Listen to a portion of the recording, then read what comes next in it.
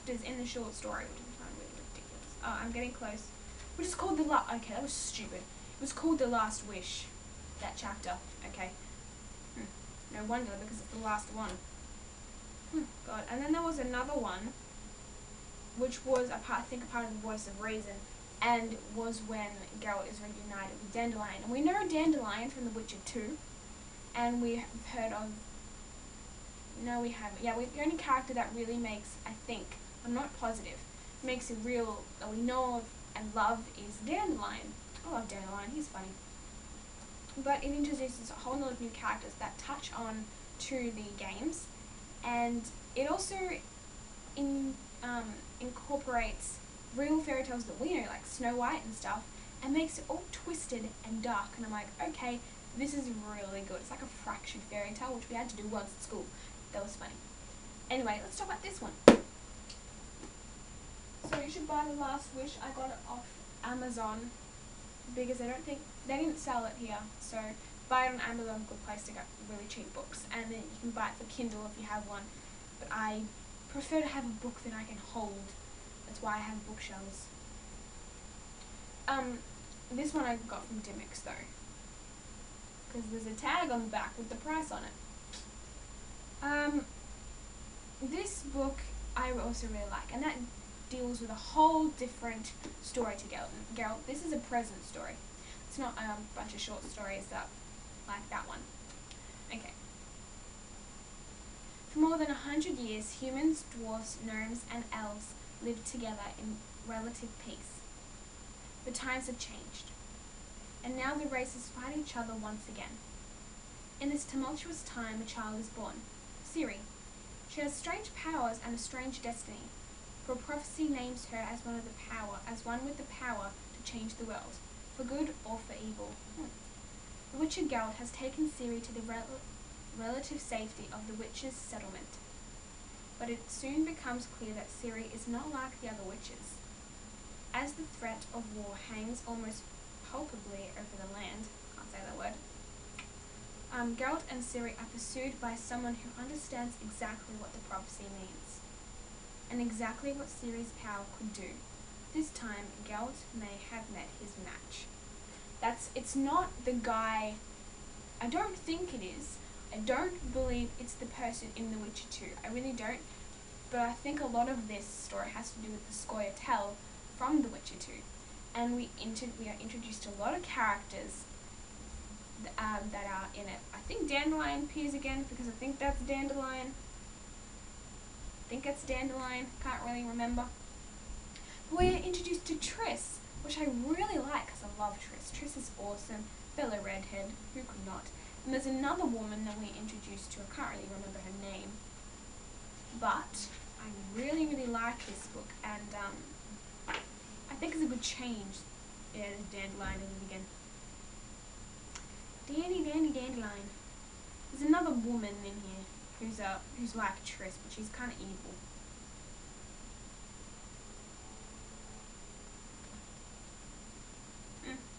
It goes into a lot of the characters that also reoccur with Dandelion and Yennefer from the previous book. I'm pretty sure Yennefer is talked about in The Witcher at some point. I really like this book. I like the whole that Geralt is becoming a guardian to a little girl, but they also do very monstrous things to the little girl. Not like harmful to, not them being harmful to her, but just the things that they have to put her through, the training and to become Witcher, which is what the little girl wants to be. She wants to be like Geralt, which is almost like becoming a monster.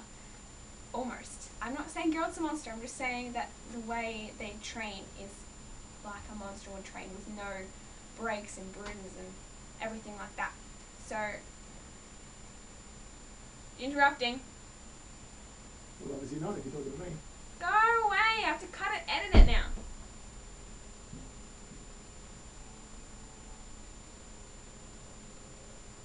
Yes, I'm definitely not saying that Geralt's a monster, okay? Definitely not. I really am fascinated by the Witcher books. I need to get kind of content, because I read this in like a couple of days because I really, really liked it. it deals with a lot of things also about magic and improvising, and it's also a little bit about morality. A lot of stories have morality in them, but I'm not really quite sure what the message is for this book. There aren't messages for every book, but I'm pretty sure the message for this book is to be who you want to be, which is Ciri, who in the end decides she doesn't want to be a witcher, she wants to be this, but other people are pressing her to be this, and then I think that's sort of like what the message is trying to go for. I'm sorry I keep looking at the screen because I keep forgetting I'm not looking at my webcam, I'm looking at my camera. Anyway, I really like this book. It's a fantastic book, another one of my favourites. It turns out that my favourite books all come in series. Odd. Okay, my next book doesn't come in a series for once in my life. Everyone knows this book. If you don't, you have problems. The Boy with the Striped Pyjamas. This is the saddest book I've ever read. The movie is the saddest movie I've ever seen. I bawl every time I see a certain scene. I actually met this author. John Boyne. He came to Australia and I went to the Melbourne Writers Festival and he signed my book. Yay, he signed my book. Signed it. You probably can't see it. There. Yeah, and he is actually the only person who actually knows how to pronounce my name correctly and spell it right, so I was pretty proud. It's a very short book. It's a kid's book, but it's also the themes that deal with in this book is not for children. And I think my favourite part of the blurb, favourite part of this, is when he writes, "We hope you never have to cross such a fence." And that's because it deals with the time of the Nazis and the whole Jewish problem, and it deals with, instead of looking on the Jewish point of view, it looks on the German point of view, and Bruno, the main character, who is 9 years old, doesn't understand. He doesn't understand the whole Nazi and Hitler thing, and he doesn't understand what his dad does. He thinks his dad's helping people. His dad's not helping people. And he thinks a lot of things that aren't true until he meets Shmuel. And Shmuel is the Jewish boy who lives in a camp not far from their house, Bruno's family's house. And Bruno goes exploring because he loves exploring. He loves finding new things and adventuring. So he finds Shmuel sitting by a gate, a fence. And that's when their friendship develops and begins, and it's the saddest thing because Bruno has no idea about anything. Sorry for the change in something if you've noticed, but I had to change my camera for my webcam because my camera sucks. It can only take up to 25 minutes. God, retardedness. Yes, what I was saying is that Shmuel doesn't quite understand why he's there at the camp either. Shmuel thinks he's helping people in a way, but not really. It's the sad. All I have to tell you is that it's the saddest book you will probably ever read. For a book that's this small and deals with so many problems like being gassed and hard labor for people who really don't deserve it. I can't express how much I love this book because it was I took so much appreciation for something like this, and I took a lot. I got so much praise for a story I wrote because the basis of that story came from the idea of being locked in a fence and being one of those concentration camps, which is what Shmuel is in. He's in a concentration camp. Because these kind of things are hard to write because they take so much emotion that you need to have. Ah, man, it was sad. Yeah. You can get this in pretty much every store because it is that great. My next book is more of like a children's sort of book, but at the same time not really. But it's not a mature adult book. I mean, I have a lot of those, but you know they're not my favourite ones because I'm more of a fantasy type and less about classical things. Like I really do like it so far. I've been reading To Kill a Mockingbird, and I really like it. Obviously can't comment about it because I haven't finished it. But so far, I actually really like this book. I was also reading Lolita. I love the concept. In the end, it was just like, oh my gosh. Yeah, I hope this never happens to me. So yeah. But yeah, that was really good. And now I'm just going to take a specific book. And that is, it's the part of the Skulduggery Pleasant series by Derek and Landy. And I picked this book specifically out because it has one of my favourite lines in it.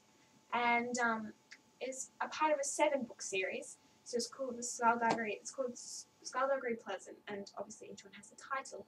But it has a lot of characters that obviously recur, but I can't comment a lot on this specific book because this book is later in the series.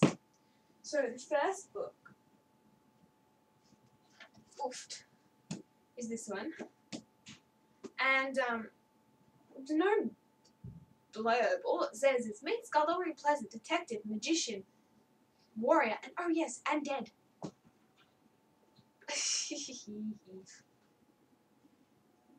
I just have to say though that these books are hilarious. They have such funny witticism to them, and funniness and hilariousness.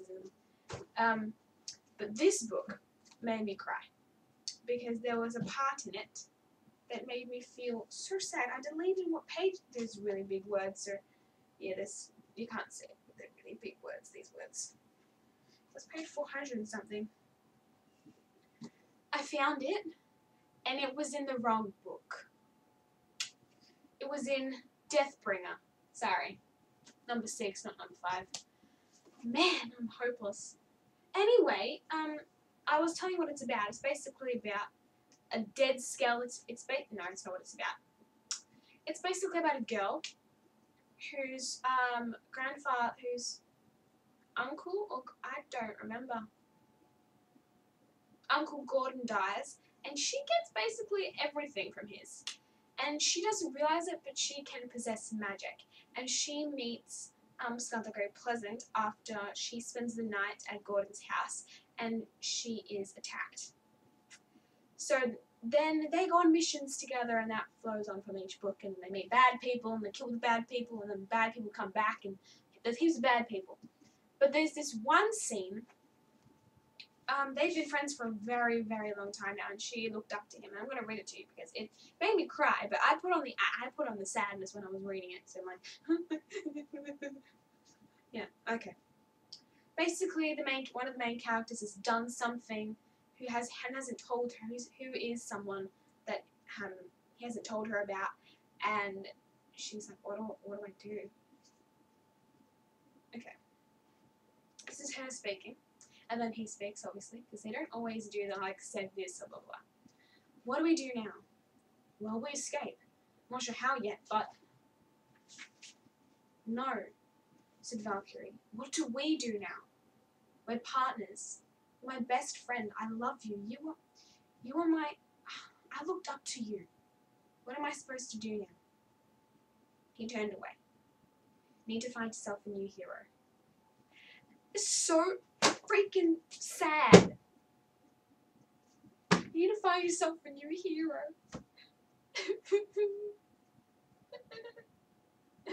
These books make you feel like you've never felt before. Okay. There's so much romance in this. There's hilarious scenes. There's sadness. It's got everything. It's got bad people. It's got kick-ass battle fights. Let me tell you, he's master of battle fights. It's got magic. It's got knives and big swords. It has it's got zombies. Freaking zombies everywhere. And it's just got everything. I think it does. It's got historic relevance, not real historic relevance, but fake historic relevance. It's got a lot of stuff. Yeah. I like it. Good book. I think those are my top 3, why do I always like series books? So I talked about 4 things. I'm missing out on my 5th. Oh, well, I'm giving you a top 4 today. But we know that my favourite book is the Painted Man. It's one of my more mature books. These have been my favourite books since I was about, 10, maybe? 11? 11. Let's go with 11. So we've been through some rides. I used to just, sorry, my shorts are going on. We used to just, myself and these books, I would just read them and put them back, but now I bought them all because I'm insane. And then I read them all again, because I already read them. So yeah, the only book that I didn't read the last one, because the last one was boring as hell. Like, it was the most boringest shit bets I've ever read. And I thought they needed to stop at 6, and it would have been the best series ever. If they stopped at 6, but they made it 7. Harry Potter all over again. So yeah, they're my books. I'm just gonna wiggling a little. Wiggling. I'm coming. Focus my face. It's not gonna focus my face. That's better. So yeah. Hope do you like my necklaces, guys? Look, I've got a little skull. And some beads. Yeah. So yeah, that's basically what I wanted to talk about today. Favourite books of my whole life. Hat comes off because it's warm. I don't even know why I'm wearing a hat. I'm in shorts with a hat on. Maybe I'll do a video of how I get interrupted when I read. It's really funny. But yeah, thanks for watching, guys. And this was a pretty long video. It's been in parts, like 2, I think, parts I'm going to make it into. I'm not really sure. 3 parts. Let's go with 3 parts. Or 2. I think we'll just do 2. It's good enough. Yeah, I hope you liked it. Please like this video. Leave a comment in the comments below. And please subscribe to my channel. I put out a video once a week. I've done that for you. I've gone out of my pajamas and I've done my hair for you guys and my makeup. So, you gotta subscribe to me. So anyway, thanks guys for watching and I'll talk to you guys later. Bye!